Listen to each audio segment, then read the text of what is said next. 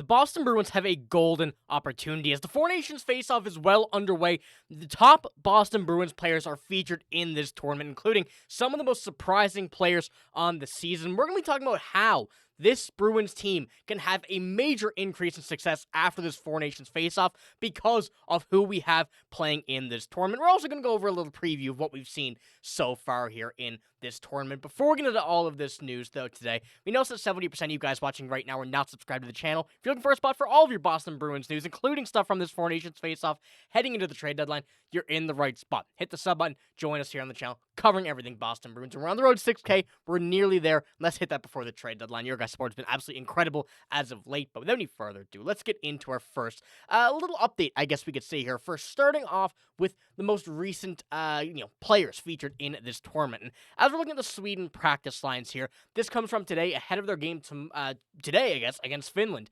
And you see Elias Lindholm there on the fourth line, a player who really hasn't had all the success that we've been hoping for this year with the Boston Bruins, but when you're featured on, a team like Sweden, a team like Finland, Canada, US, the four teams that are in this tournament, you're playing with some of the best players in the NHL. I think this is really exactly what Elias Lindholm needs right now. He needs, not a change of scenery, but just put him in some lines with the guys like Gustav Nyquist here and Victor Arvidsson, two guys who are playing well this season, but keeping them on a team with Mika Zibanejad, William Nylander, we hate to say it, still a great player, Victor Hedman, Erik Karlsson, Jonas Brodin, some of these guys who have really found some success, not just this season, but especially a very consistent success over the past few years. And giving a Lindholm this kind of mindset to get in with these players, pick their brains, learn a bit, and just kind of see a different look on the game, especially here playing with Sweden. Hopefully we do see him come back to this Bruins team with, that newfound confidence, that newfound energy coming into this season, because we know the Bruins ultimately haven't performed as well as we'd like to this season, and none of the players have played like they wanted to this season. We're now just starting to see some of these players really find the success that they've been waiting for, and Pastrnak, Marchand, those guys included here in that list, really have not found the ways they are yet, but starting to, and I would really like to see that, and I'm sure everybody watching this as well would really like to start to see that with Elias Lindholm, the guy that we went out and acquired in the offseason, to be that number one center for this Boston Bruins team. But as you know, we go with him. Obviously some great players on this lineup, but when we also progress going into Team Canada, Brad Marchand here playing on the fourth line for Team Canada, a goal in his first game with the team, and we're going to see another very, very big game tonight against the U.S., and Canada versus U.S., and as you can see, well, you can't really see it here right now, but on this side of me, the Canada jersey, I'm keeping it up for the Four Nations. I'll take it down once again when we get back to the regular season, back to the regular scheduled Bruins programming, but got to cheer for my home country at this point, but it's going to be a very good game regardless. But Brad Marchand playing with one of the most surprising players that we've seen him kind of feud with, I guess we could say, over the past few seasons, in Sam Bennett. This is a very interesting line heading into this U.S. game, partially because this line is my kind of, right now at least, idea that this is what Team Canada and John Cooper are going to put out against the Tkachuk brothers here in this game tonight. And, things could change, of course, and I'm sure that, we can roll every single line for both teams here. We could see complete, mess of lines and whatever, but this line right here with Marchand, Bennett, and Seth Jarvis is certainly one that I think Marchand will strive with as well. We don't really get to see Marchand with another physical guy like him, a guy who likes to get under guys' skins, and another very skilled player in Seth Jarvis. First of all, Seth Jarvis, very, very good player. He's going to learn very much from this line, but the same idea here from Marchand goes with what we're seeing with Elias Lindholm. There was a clip of Brad Marchand surfaced about after the game against Sweden, coming in, chirping some of his teammates in a very positive way, feeling happy, feeling good to get back into, some momentum of just playing international hockey. It's been a long time since we've seen these players in their Canada, U.S., Finland, Sweden jerseys, and, play at a level there you can compete and really go out and just play your game. And it's very exciting to see what Marchand is going to be doing for the rest of this tournament, because we know he loves the international hockey. He stated it before, and he is continuing to show that he is one of the best players that Canada will have for quite some time. But when we finish off here of these lines, and then we'll get into a little bit more interesting stuff here, Charlie McAvoy and Jeremy Swayman, both on Team USA. Jeremy Swayman, currently the third goalie for the U.S., did not dress in the first game. Jay Gottinger backing up Connor Hellebuck, and I'm going to think that's what we're seeing for the rest of this tournament, especially the way Jeremy Swayman's been playing. I don't really think the U.S. want to put him in, but he's been playing well as of late, and hopefully if we do see him On the ice, he plays a very good game. Once again, a very good team in front of the goaltenders here. And without a doubt, the USA have the best goaltending in this tournament.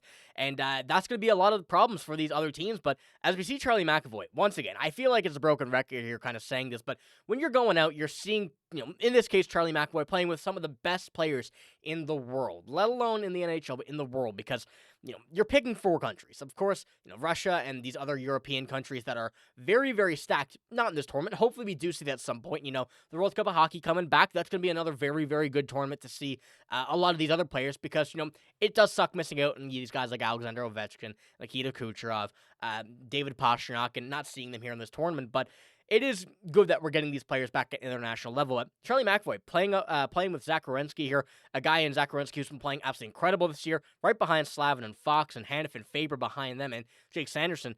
This is a very good defensive core. And once again, you see all of these guys here on the defense playing fantastic this year. And when you go to it, Charlie McAvoy is certainly going to be picking the brain of guys like Brock Faber, that younger style of defensive defenseman.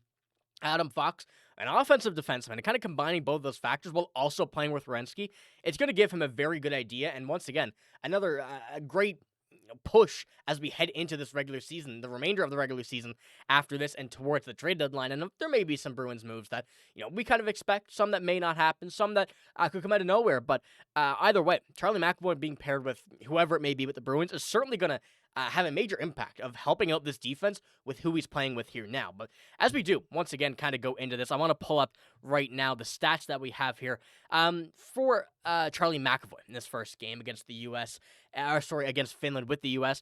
Was not playing, too heavily on this line, 19 minutes on ice, still a big chunk of that, and, the defense is going to be rolling on the U.S. team, especially with how deep they've been, but no points for him there, +2, though, on that game, and certainly one where we saw the U.S. take over very, very late.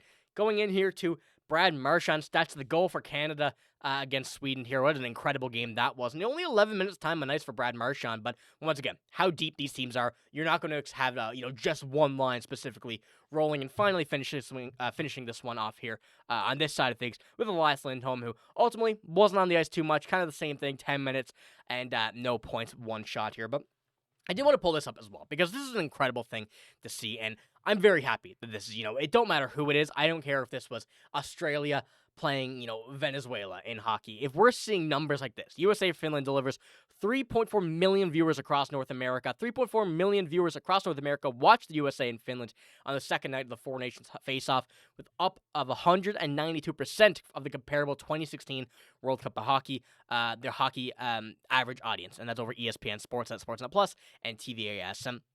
This is an incredible way to look at this, Very happy to see that this international hockey is back, and it just goes to show how long people have been waiting to see these players back at this level. And, ultimately, the NHL is taking control of this tournament, but it goes to show it don't really matter who organizes this tournament. All people want to see is the players at the NHL level back in the international hockey pool, and it's very exciting to see. These first 2 games have been incredible, and I'm expecting the exact same thing here this afternoon and tonight for these games with Finland and Sweden and Canada and U.S. And we know that these are 2 major rivalries: Canada, U.S., Finland, Sweden. I do have here some quotes here from Brad Marchand, kind of touching on this.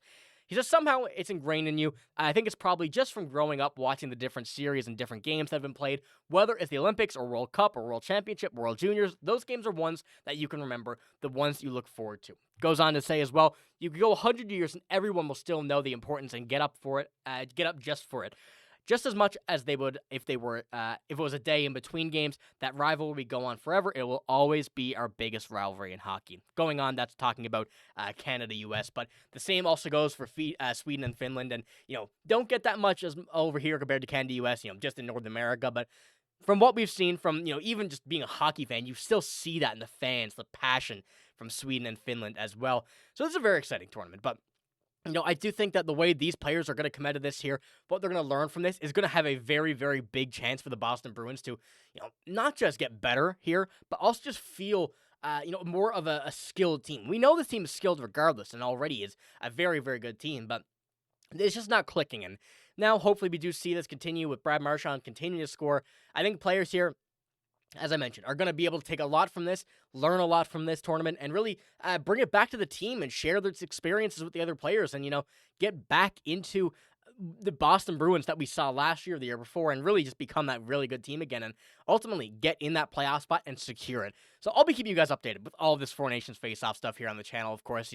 With no NHL stuff, we're going to have some of that news here, but the main focus is going to be on the Bruins players in this tournament, as well as some other players that we can keep an eye on that, are in the trade market. The Bruins are in the trade market. There's a lot of things that could possibly go down here at the end of this tournament. So like I said, I'll be keeping you guys up to date with all of it. And maybe we see a live stream here at some point for one of these games in the tournament. But that we'll have to figure that out and see how the schedule goes and everything right now. But that's all I got in this video. If you want to see more from all of the Four Nations, the Boston Bruins, hit the sub button. Join me here on the channel. Like I said, very close to 6K. And if we can hit that by the trade deadline, that would be absolutely incredible. But that's all I got in this video. If you did enjoy, give it a like, hit the sub button as well. I'm signing out. Thank you for watching. Hope you have a great day.